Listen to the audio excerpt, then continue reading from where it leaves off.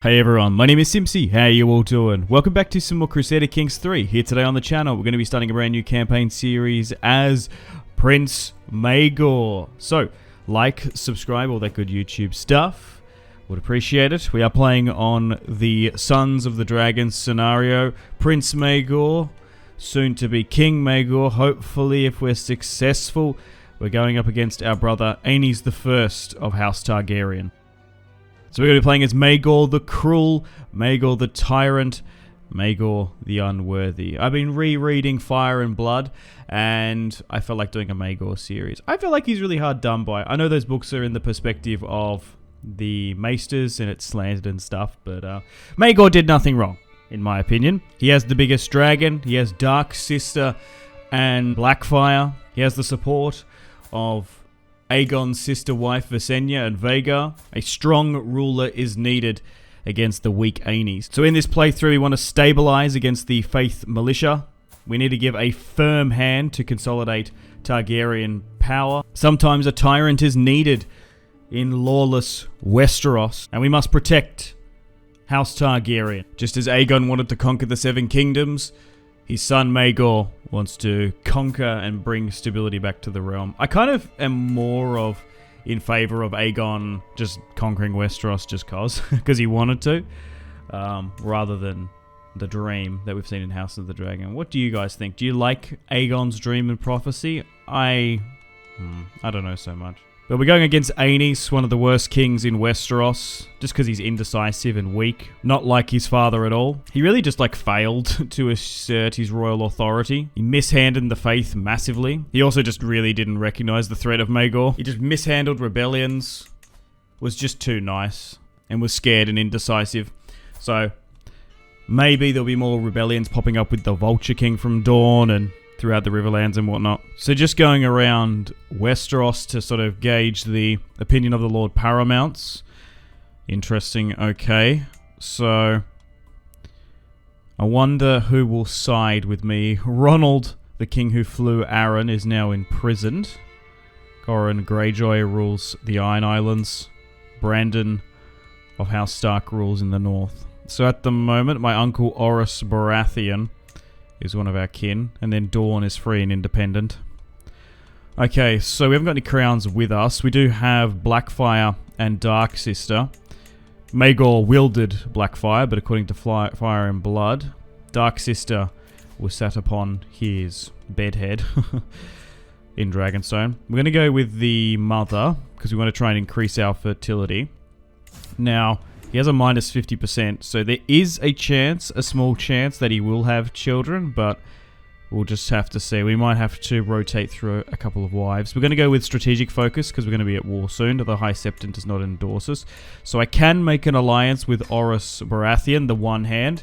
He did lose his hand down in Dawn in the invasion, in Aegon's sort of failed invasion when Rhaenys died along with her dragon. But Visenya now lives. At the moment, Aenys might have more of the lords in Westeros, but we definitely have the dragons. We have Balerion the Black Dread, who still lives, and we've got Maegor. So it's basically GG's. Quicksilver might be small, well, and quick, but there's no way he's going to be able to win any dragon battle against us. I could try and sway this Septon, because we'll try have a child with the Hightower woman, but we'll just have to see how we go. If not, we might have to get rid of her and move along. But he's 25, he's still got plenty of time to sire an heir. We are the Lord of Dragonstone. We've got, what, a Celtigar, a Velaryon, a Bar Emmon. So, a couple notable names, but we're going to have to reassess our court once we take King's Landing. And King's Landing at the moment, this could be a perfect opportunity because the Red Keep hasn't been built in this time period. Same with the Seven Gates as well. I don't think they've been commissioned just yet. The Aegon Fort has been torn down and King's Landing's ready to be built. So this is a ripe opportunity for Maegor to assert his claim. And Robert Baratheon is going to accept And same with Fire and Blood. Oris Baratheon is an absolute Chad, marrying the Dondarrion girl, who is still alive, taking the banner and Stag sigil as his own, and the names of House Durrandon. So we've got Theo of the Reach. Theo, interesting. So there's no alliances we can make here, but having the Baratheons on our side would be massive. Oris Baratheon, Hand of the King. He's probably resigned at the moment because once he lost his hand to Aegon, he said the king should have a hand with an actual hand, so he moved back to Storm's End. But unfortunately, because we haven't got any children, we're not going to be able to marry off. Oh, my dear brother. Hope it wouldn't come to this, but I'm left with no other option. My master of arms, you are relieved of your duty. Well, that's not going to help. And I guess in this alternative timeline, we're not going to be banished to Essos. So it looks like Daemon Velaryon will bend the knee and make an alliance with us. Because technically, Maegor is got a little bit of Velaryon blood. And we can make an alliance with the Hightowers too. So we'll do that with this marriage. Montfort of Old Town will join. We could even give the Hightowers High Garden potentially, because the Tyrell's grip on power is still like relatively new. Yeah, so we'll negotiate an alliance with the Velaryons. We'll try and get as many alliances as we can, just for numbers, so that the AI can try and take some forts and armies. Well, mostly forts and smaller regions, while Maegor riding Balerion and Visenya with Vhagar going to help out too. Okay, so 3 big alliances, which is pretty good. And I'm assuming, yeah, the Hightowers will help us, unless they are fully in the Maester conspiracy, trying to poison Maegor and make him infertile. That's one of the rumors. The Grey Rats are kind of close to us, but maybe they want to try and bring down House Targaryen. So we can straight up just declare our claim. Aenys, you're weak. We're going to go with Fire and Blood this war. Go by conquest. And then maybe we should just establish not male preference primogeniture, just whoever is the strongest to rule. So the Tullys are going to come with us, and the Lannisters. 80,000. The Arryns and the Starks are going to side, and the the Rains are going to side, and a lot of the Crown lands too. So, okay, so maybe the Bar Emmons didn't join, so we can't deploy there. Alright, so let's just clear all this out, because my game is going to lag massively. There we go. Alright, let's go to war. The Lannisters are siding with us. Interesting, because they actually, in Fire and Blood, what are they? Not quite hostages, but they were. They had Aegon the Uncrowned and his sister, the son and daughter of Aenys, at Castle Rock for quite some time before that rebellion was put down, where Aenys ultimately was killed. Oh my god, 350 with Balerion? Hell yeah, I'm used to like 50 or 70. And yeah, maybe we just go by... yeah, go sort of down like Byzantine rule. Whoever's the strongest can rule House Targaryen rather than male preference primogeniture. Because it doesn't seem to work, and it might actually solve the Dance of the Dragon further down. Alright, so Maegor's going to land in the Stormlands, link up with his uncle Oris Baratheon, and we're going to crush the Targaryen force. And he's going to claim the banner too, because the dragon and the stag have now mingled. So Oris Baratheon, bastard half-brother of Aegon, now legitimized. Okay. So we've won 2 successive victories here. So we're going to move to King's Landing. What would become King's Landing on the Rush, because there's hills at the moment, kind of like Rome. Visenya's hill, Aegon's hill, and Rhaenys. Okay, so looks like the Lannisters have arrived. Now, the Aegon fort at the moment is more sort of a symbol. I reckon it's been mostly torn down.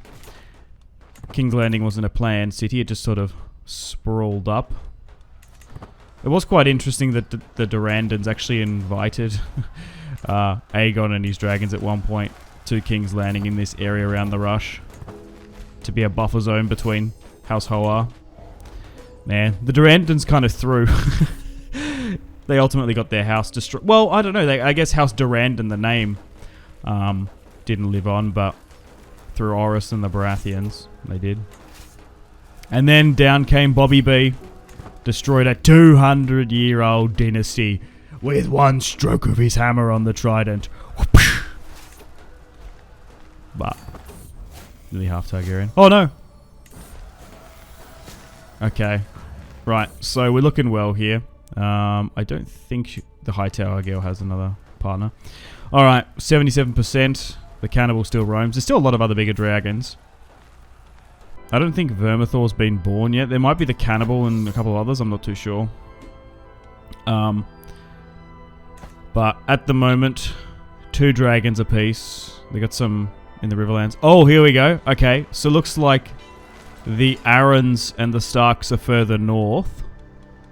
And we've taken a good chunk of what would be King's Landing. Okay, so really quite fortunate. We'll go with Valarian's opinion on force matters. Okay, so now we've got the dragon pit. Nice. He's starting to feel better. Okay, 10,000 Targaryens just moved south. Well, loyalists.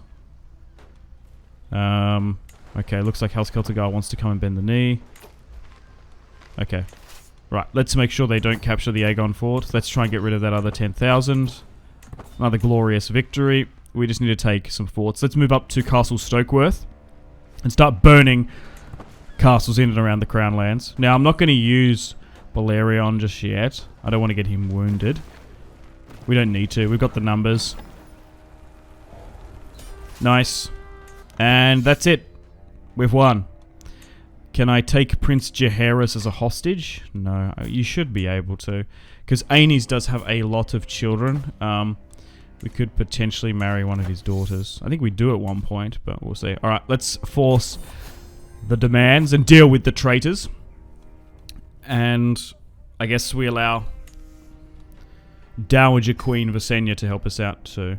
I do think that Visenya was definitely whispering in Maegor's ear and definitely was like, no, let's not give him a dragon hatchling to bond with. Even though Aenys and I think other various courtiers were making fun of Maegor. I was like, are you scared of dragons, Maegor? And he's like, no. Only one dragon is worthy of me. And then he claims Balerion and wins. Okay, so we got one extra title here, and it's Black Stripe, is it? I guess we could just give it to the Valarians or something. We've got to reappoint the Small Council too. And now hopefully we can consolidate Maegor's reign. Let's reclaim King's Landing as our seat, and we'll look to try and build it as well. Build the Red Keep. Build the 7 gates. There were 7 gates for the 7 gods. And try and stabilize the realm now. And then try and have an heir with Maegor. We can do a coronation too, so that's probably not a bad idea. To try and bring the other lords in. But Maegor now sits the Iron Throne with the support of the Baratheons, the Tullys, and the Lannisters. He sits the Iron Throne and now has to deal with the traitors. He wants to deal with them all how traitors should be at the gallows. Or maybe personally deal with them with black fire in hand, like he did countless times. However, we need to rule over these lands. So I think what we'll do is...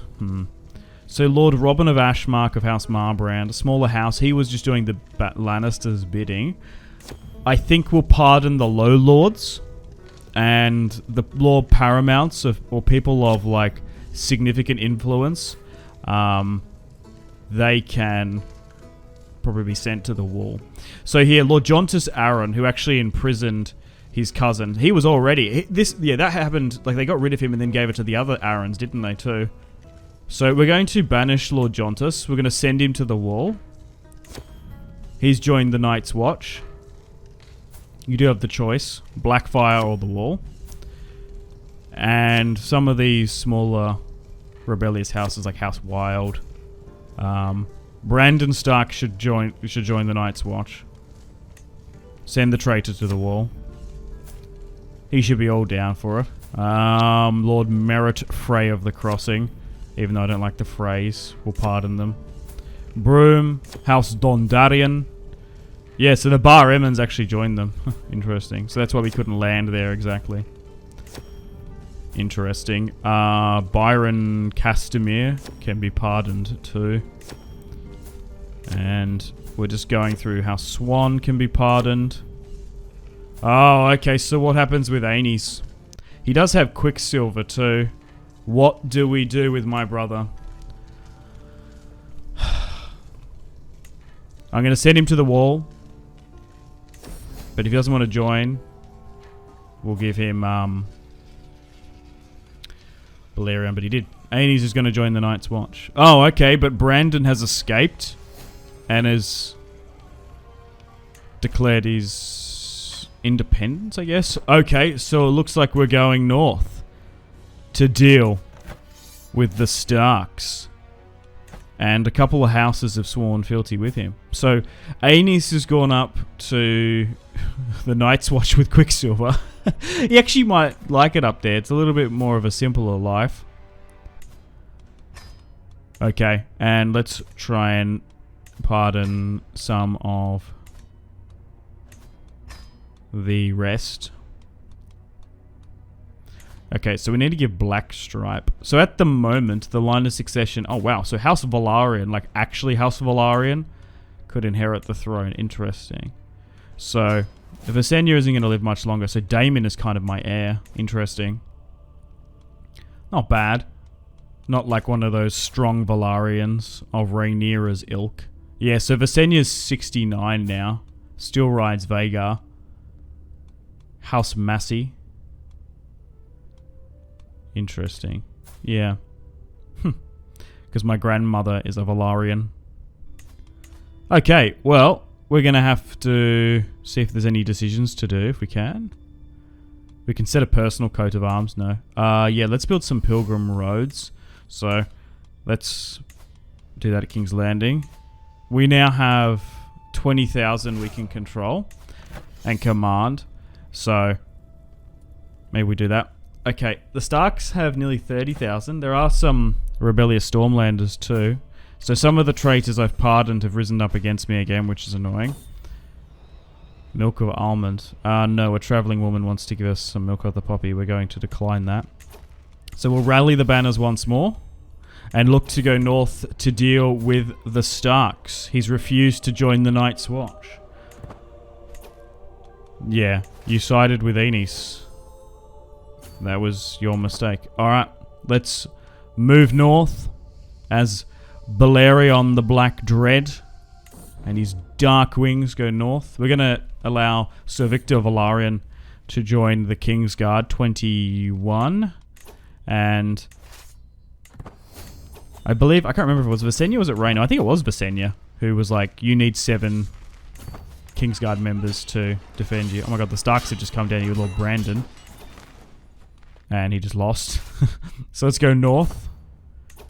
And essentially what I was just trying to make the point there is we should get people who are loyal to Maegor to City's Kingsguard. So the Lady Rhaella of House Swan is now no more. We're doing the Pilgrim Road quest. Okay. So there's some pop-ups there. Alright, let's move north to the Neck. Siege some of the territory in and around House Reed. He's going to demand trial by combat. Lord Right. Oh, interesting. So Raymond is one of Oris Baratheon's sons, and he joined the Kingsguard. So that's good. Okay, and he just was dealt with. Okay. And it looks like the Stark Revolt is nearly done. We might be able to get a Stark Princess here, potentially. Salissa, who's 3.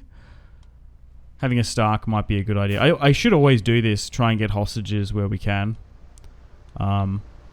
Maybe we should do it with the Prophecy. Ice and Fire. Okay, so Brandon we told to join the Night's Watch. So Salissa's her son. So there's still a fair few Starks here. So I think she'd be more valuable. Whoever's really going to accept, and they will. So Salissa will be a cupbearer, a steward, a guest, a hostage, essentially. Alright, so now we've got her.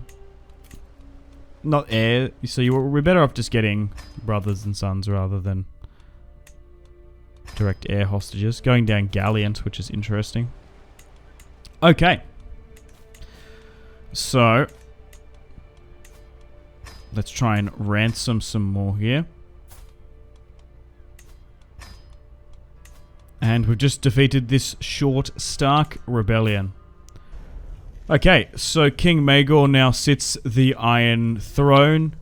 We've beaten Aenys. He's been sent to the Wall, joined the Night's Watch. The Starks have rebelled. There's a new lord in the east, but we still have our disagreement with the Faith and the Faith militia. Dawn is still not conquered, and I'm sure there's going to be countless rebellions and oppositions to Maegor's rule.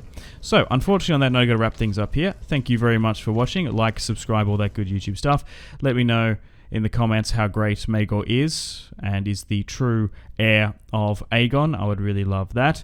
And yeah, let me know feedback and suggestions if you disagree, of course. But stay tuned for episode 2, coming out at the exact same time tomorrow. My name has been Simpzy. Much love from Australia. I'll see you in the next one. I'm loving CK3.